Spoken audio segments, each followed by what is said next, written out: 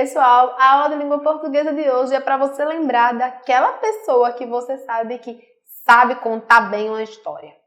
A aula de língua portuguesa hoje é sobre tipos de narrador, autor ou personagem. Meu nome é Raíssa Lima e essa é a aula para o 7º ano do ensino fundamental. Vamos ver. Bom, a gente vai começar com algo que eu adoro fazer agora em época de isolamento social e que eu também gostava muito de fazer quando eu era menor, assim, mais nova, não é? Eu gostava muito de ler gibis, em particular da Turma da Mônica, porque sempre tinha uma surpresa, assim, inesperada naquela história que você pouco dava por ela. Se liga aí que eu vou mostrar pra você. É isso mesmo. Eu sou o incrível narrador das estupendas aventuras da Turma da Mônica. Ele me chamou de estúpida? Estupenda, Mônica, estupenda. Posso continuar? Bom, eu tenho certeza que você observou alguma coisa diferente aí nessa tirinha. E é justamente sobre isso que a gente vai começar falando. Se liga aí na primeira questão que eu fiz para vocês. Na tirinha acima, temos a interação entre Mônica e Cebolinha com os balões que já conhecemos das histórias em quadrinhos. Mas tem um outro elemento interagindo com os personagens no quadrinho. Identifique tais elementos. Pois é, eu marquei em vermelho e vai aparecer para você a resposta agora. Existem dois retângulos que, na verdade, não estão dialogando diretamente com os personagens, mas você pode ver que o Cebolinha, por exemplo, e a Mônica escutam o que ele está dizendo. É isso daí que a gente chama de narrador. Você sabe de verdade o que é o narrador de uma história? Eu trouxe a definição e a gente vai ver juntos agora. Se liga aí que ela vai aparecer para você na tela.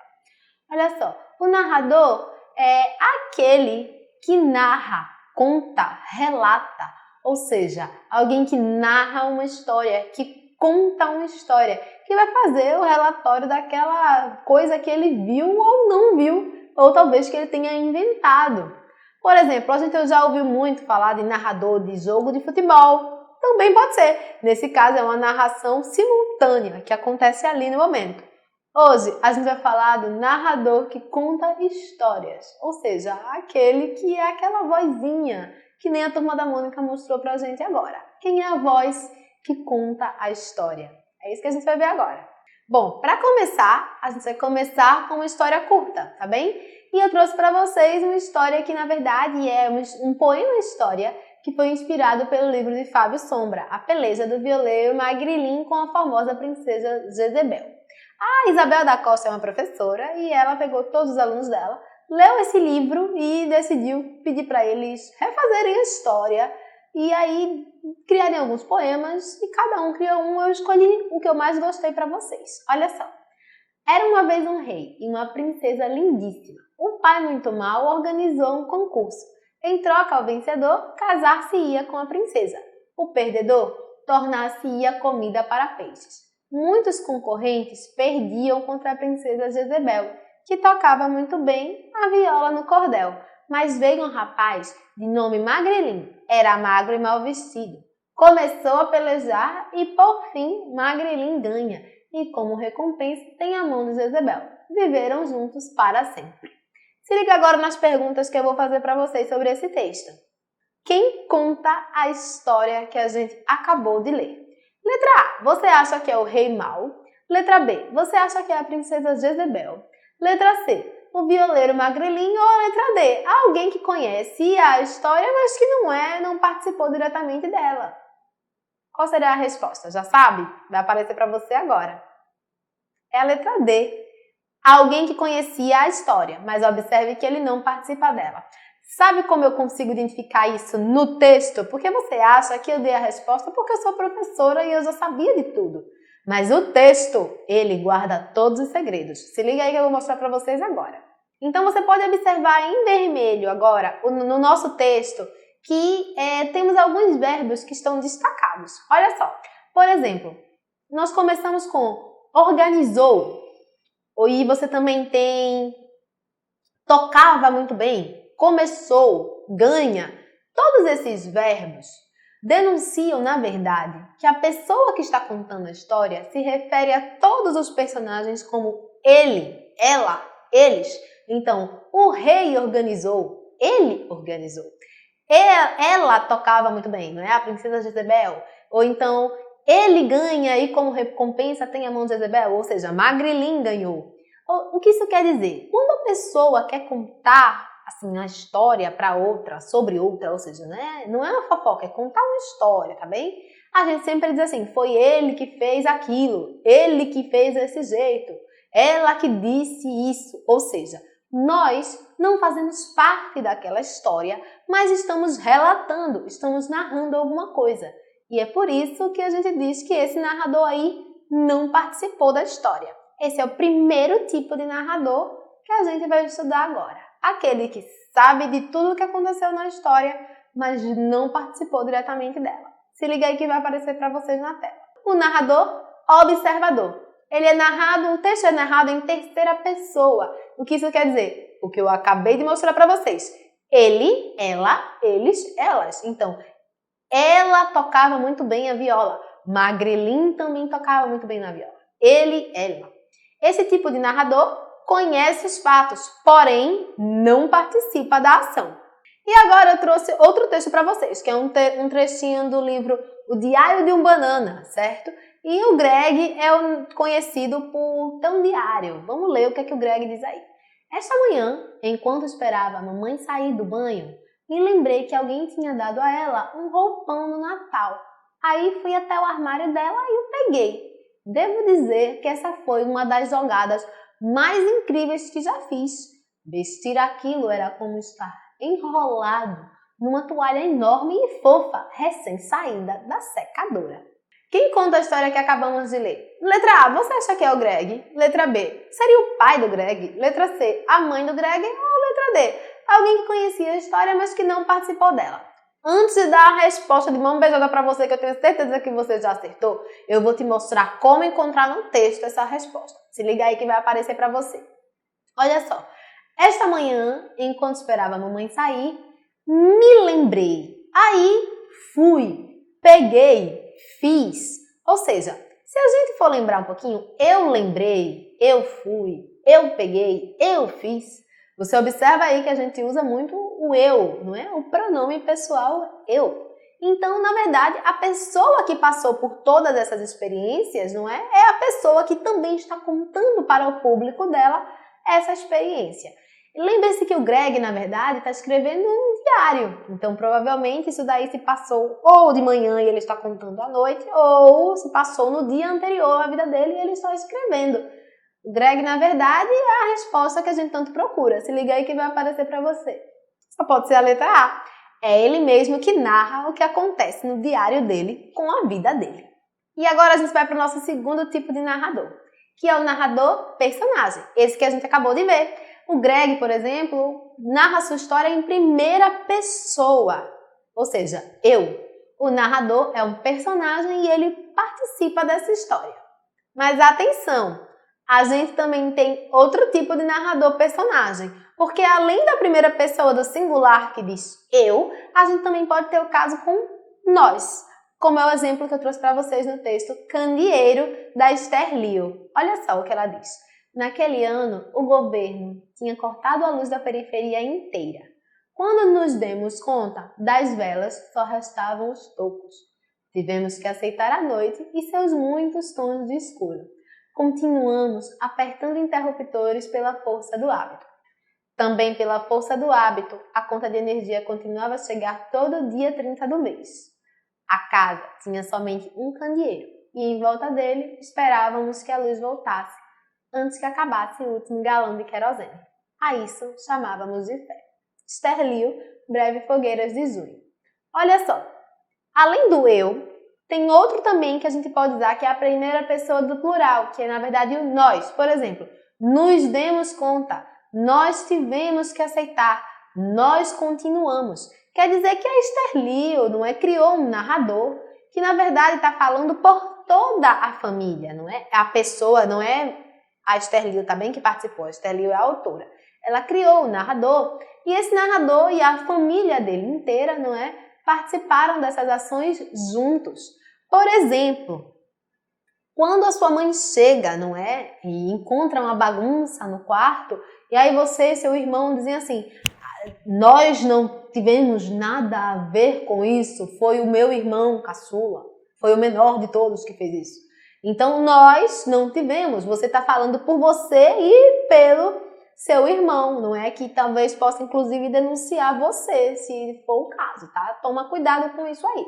Mas é isso, na verdade é quando você toma o nós e está falando por um grupo, mas você também faz parte dessa ação. É um narrador, um personagem também. E agora a gente vai analisar um texto para descobrir qual é o nosso terceiro tipo de narrador, tá bem? Olha aí o texto, ele vai aparecer para vocês na tela. Aurélia concentra-se de todo dentro de si. Ninguém, ao ver essa gentil menina, na aparência tão calma e tranquila, acreditaria que nesse momento ela agita e resolve o problema de sua existência e prepara-se para sacrificar irremediavelmente todo o seu futuro. Se liga aí agora na pergunta que eu vou fazer para vocês.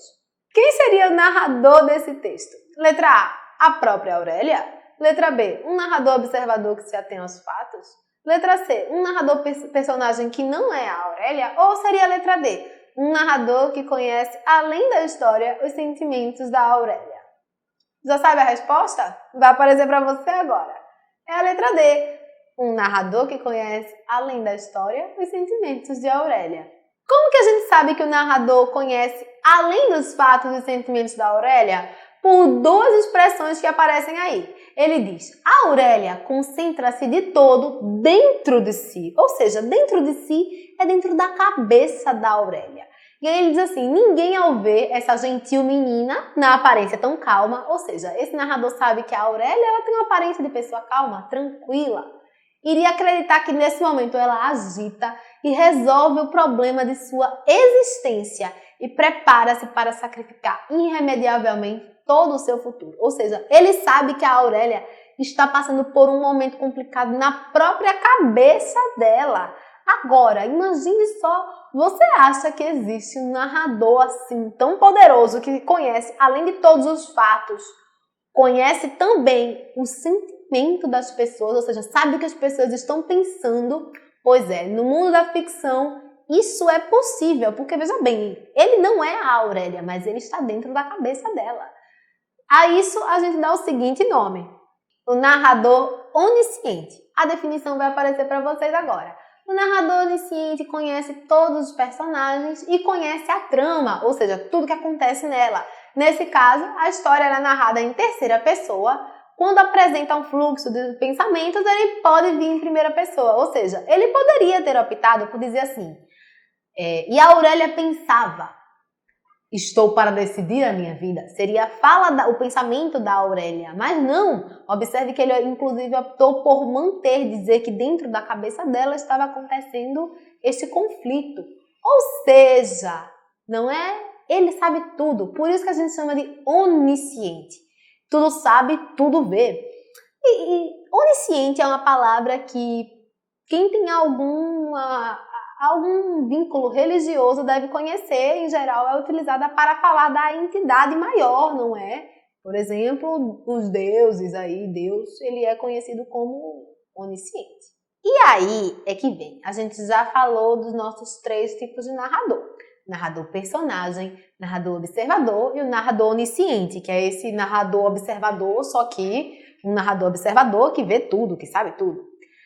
A gente tem uma coisinha que às vezes complica muito a cabeça. São as relações entre narrador e autor. Lembram que teve uma hora que eu disse que a Esther Liu criou um narrador? Que na verdade a Esther Liu não participou daquela história, quem participou foi o narrador que ela criou. É isso aí que a gente vai falar agora um pouquinho. A relação entre narrador e autor. Se liga aí no que eu trouxe para vocês.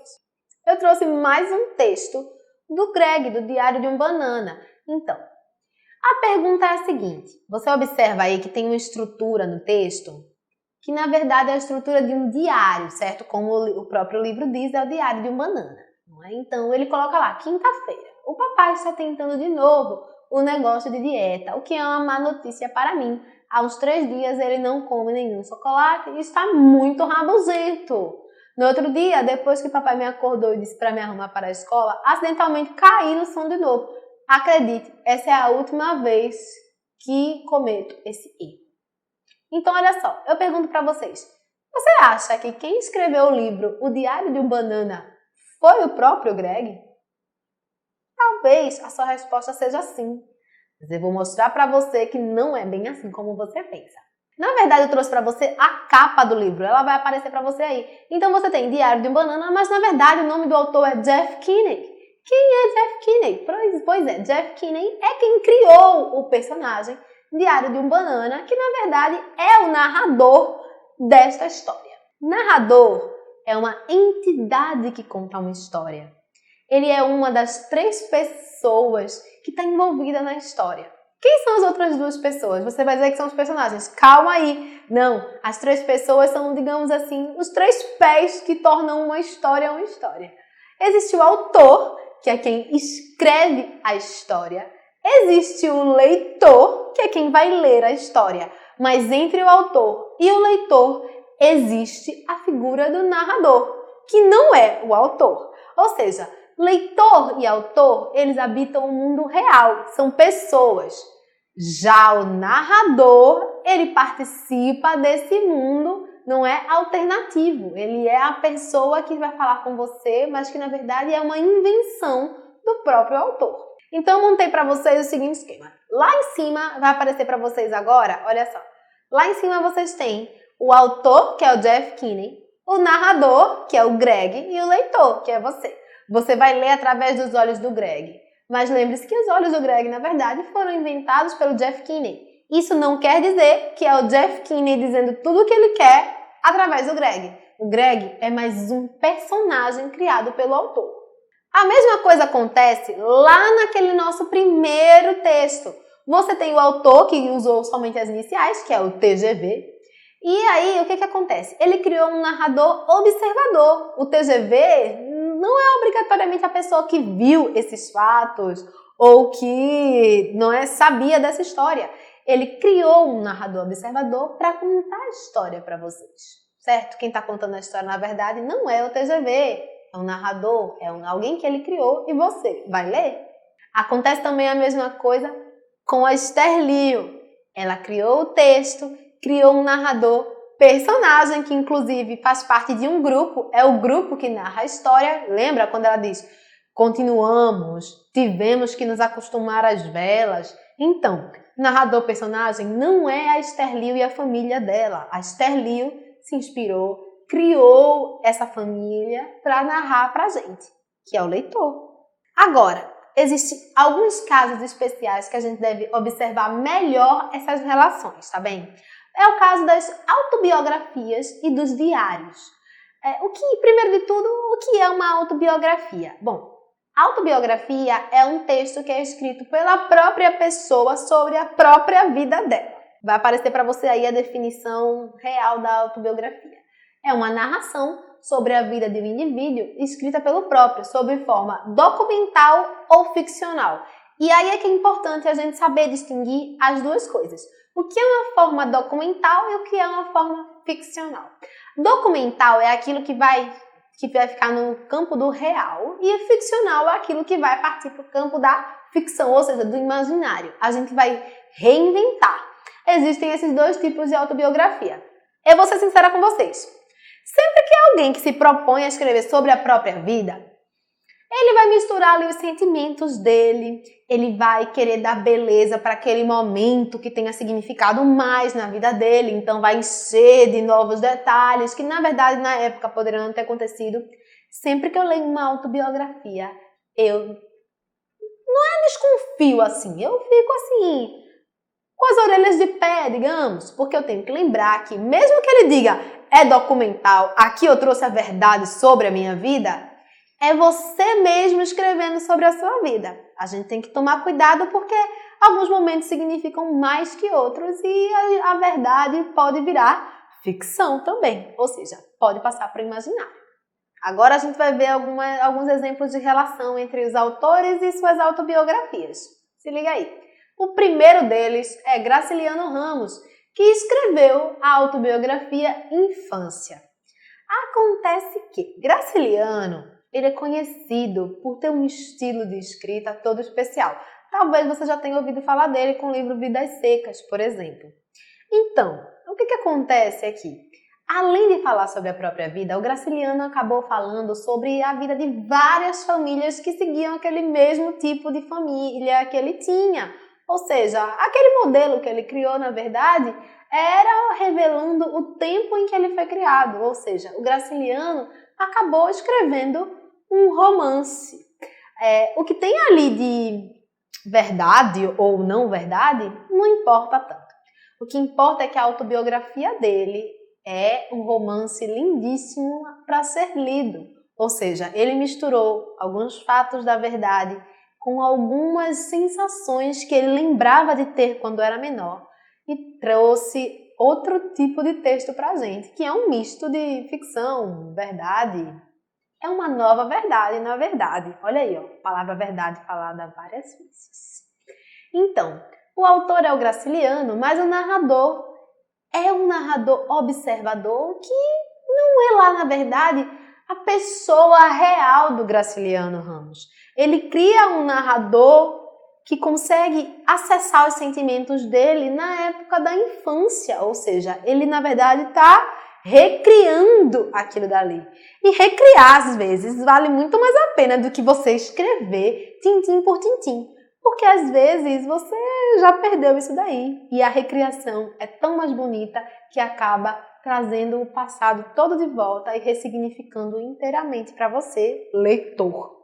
Então é isso, o autor é o Graciliano, é uma autobiografia, mas atenção, é literatura, ou seja, é uma obra aí que a gente vai dizer meio lá, meio cá, meio ficção, meio documento.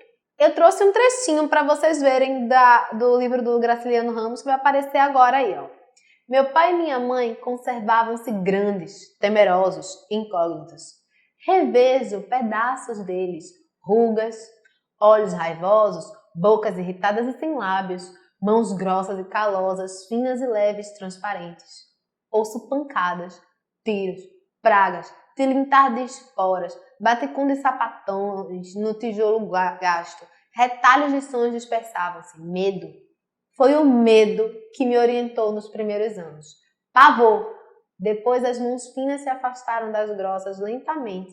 Se delinearam dois seres que me impuseram obediência e respeito.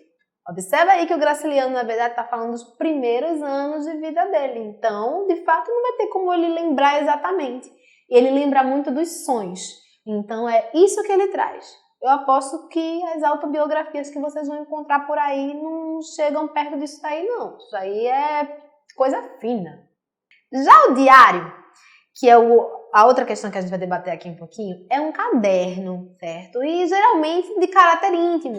Talvez você já tenha escrito aí um diário, não é? Querido diário, hoje não é, a merenda da escola foi, né, muito boa. E aí você conta o que aconteceu.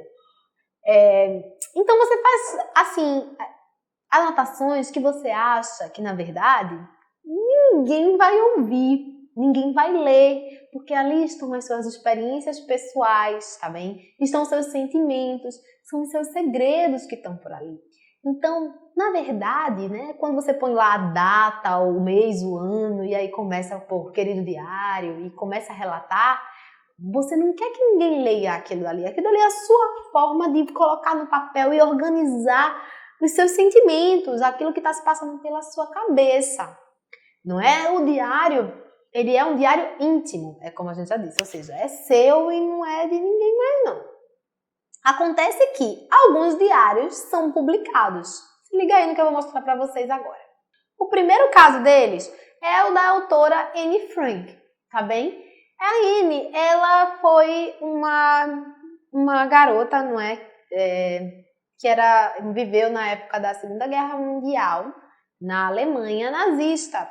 E a Anne Frank, ela era judia e se escondeu com a família em um porão para que não fosse levada para os campos de concentração. O que acontece? A Anne Frank tinha um diário e ela anotou tudo. No final do diário dela, a gente sabe depois documentalmente que a família foi encontrada, foi entregue e aí todo mundo da família da Anne faleceu no campo de concentração inclusive a Anne, menos o pai dela. E ele encontra o diário da Anne Frank. E aí, como uma forma de guardar a memória e não é fazer uma homenagem à filha e a toda a família de quem a Anne fala em todo o diário, ele decidiu publicar o diário da filha dele. Então, nesse caso, é bem diferente daquele caso do Graciliano. A Anne, ela produziu um diário que pode ser considerado como uma autobiografia, mas não é bem isso, tá? É um diário. E ali, a Anne não tinha a intenção de escrever um livro, tá bem? Ela estava escrevendo o diário dela. O Graciliano Ramos, quando ele escreveu Infância, ele tinha a intenção de publicar aquilo dali como um livro. Aquilo dali não era um diário, aquilo dali era um livro de ficção, era um livro que ele pretendia publicar e depois se tornar obra. Mas a Anne não, ela estava escrevendo somente para ela. Então, nesse caso, a narradora é a Anne Frank real. E como a gente sabe que não é uma narrativa de ficção, mas sim da realidade, a gente faz essa distinção, tá bem? O leitor vai ser sempre você, mas nesse caso a Anne Frank para a Anne Frank. Ela não criou um personagem, ela mesma no diário. Mas eu vou ser sincera com vocês.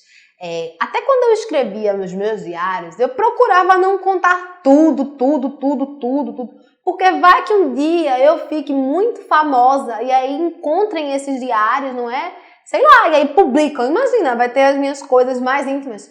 Algumas coisas, pessoal, elas têm que ir junto com vocês, sabe? Não precisa, né, botar tudo. Eu sempre tive um pouco de medo, assim. Vai que acontece. Bom, aí você me diz assim, Raíssa, agora que eu raciocinei aqui, né, você está querendo me dizer então que, por exemplo, se o autor e narrador são duas coisas diferentes, quer dizer que uma autora pode, por exemplo, criar um narrador homem. Não é isso, se o narrador não tem nada a ver, e pode acontecer o contrário também. Um homem vai criar uma narradora mulher e ela vai narrar a história.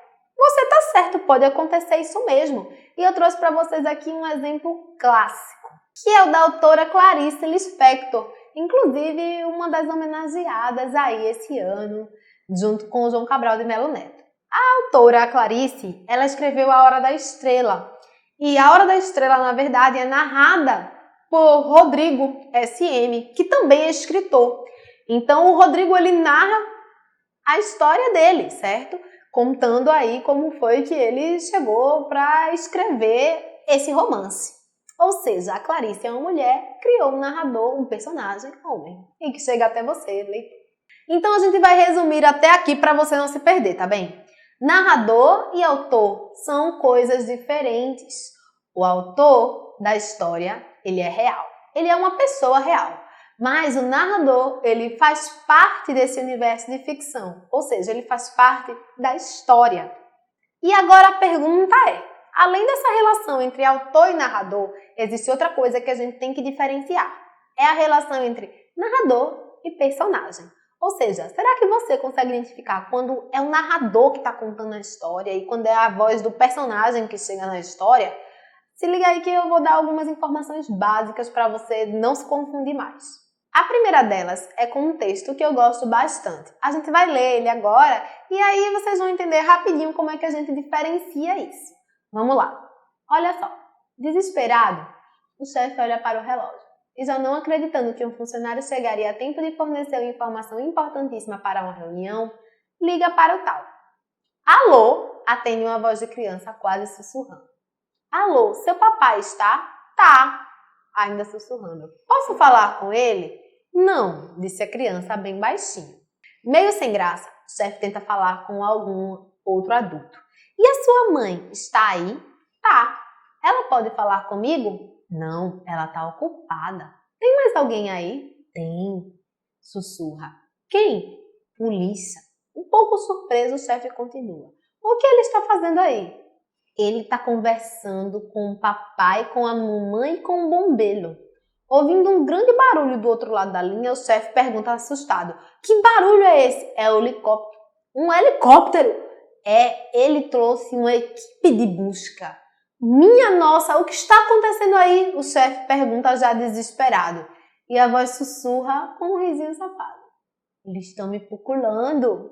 E aí, eu pergunto para você quem é o narrador da história e quais são os personagens. É fácil isso, a gente já vai partir para a resposta. Primeiro de tudo, eu vou mostrar como que a gente encontra a resposta no texto de vocês.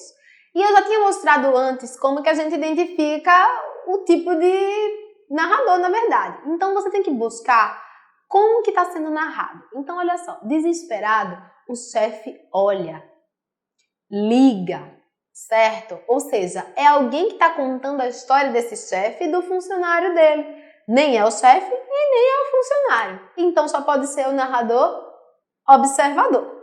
E aí, os personagens, obviamente, são a criança e o chefe do pai dessa criança, não é? E porque só eles dois estão interagindo. Claro que você tem outros personagens que são citados, não é? A mãe, o bombeiro, o policial, mas esses são personagens secundários, a gente vai se concentrar nos personagens principais. Mas é algo interessante agora que eu vou perguntar para você. Olha aí a pergunta. Como o personagem da criança é introduzido na história? A gente vai voltar para o texto agora. Observe que o narrador, ele diz o seguinte, desesperado, o chefe olha para o relógio. Ou seja, ele introduz a figura do chefe, o personagem do chefe, a partir de uma ação que o chefe realizou. O chefe olha para o relógio. Mas a criança, ele introduz da seguinte forma. Liga para o tal. Alô, atende uma voz de criança. Ou seja, ele usou do diálogo, não é? E aí colocou o travessão e iniciou com a voz da própria criança. E a gente só sabe que é uma criança porque depois eu coloquei em verde para vocês verem aí que vai aparecer. A criança, ele que cita, ele diz, atende uma voz de criança. Ou seja, antes disso, o alô poderia ter sido do pai, do funcionário, da mãe da criança. Mas ele já marca que é a criança. Ou seja, dois personagens chegam de forma diferente na história. Um, através da descrição da ação que o narrador faz, e o outro, através da própria voz do personagem. Então, a resposta mais completa para isso seria: o personagem da criança é introduzido através de um discurso direto. O que é o discurso direto? É a fala desse personagem que vai ser representada pelo travessão. A gente vai resumir também até aqui. Existem 3 tipos de narrador: observador, personagem e o onisciente. O observador, aquele que conhece os fatos. O personagem, aquele que participa da história. Já o onisciente é aquele que tudo sabe, tudo vê, inclusive dentro da cabeça dos personagens dele. O segundo ponto é autor, narrador e leitor. São 3 elementos que se integram, mas que são diferentes. Lembre-se, autor e leitor são reais, mas o narrador é uma criação do autor. Agora é hora de colocar a mão na massa. Eu tenho uma sugestão para fazer para vocês. A gente vai fazer uma experiência. Eu aposto que você deve estar cheio de histórias para contar desse momento que a gente está longe uns dos outros, não é? Então eu tenho a solução agora. Você vai criar um narrador. Pode ser personagem, observador, onisciente, pode até ter um nome, que nem a Clarice Lispector fez. Agora, você tem que contar uma história desse seu momento de distanciamento social. Ou seja, pode ser ficção ou pode ser documental. Eu aconselho você a sempre botar um pouquinho de ficção, porque dá uma mexida aí no dia a dia e recria a sua própria visão sobre o que você está vivendo. Pode até ser como um diário, que nem o Greg fez, sabe? O diário da sua vida por enquanto que está aí no isolamento. O importante é que a gente consiga, assim, aprender mesmo estando longe um do outro, tá bem? E a gente consegue fazer isso de forma simples. Aí a dica que eu dou é, depois, dê para alguém ler aí de casa e pergunte se ele reconhece essa história que você contou de algum momento que passou em família. Eu também vou fazer um, inclusive. Até a próxima, pessoal!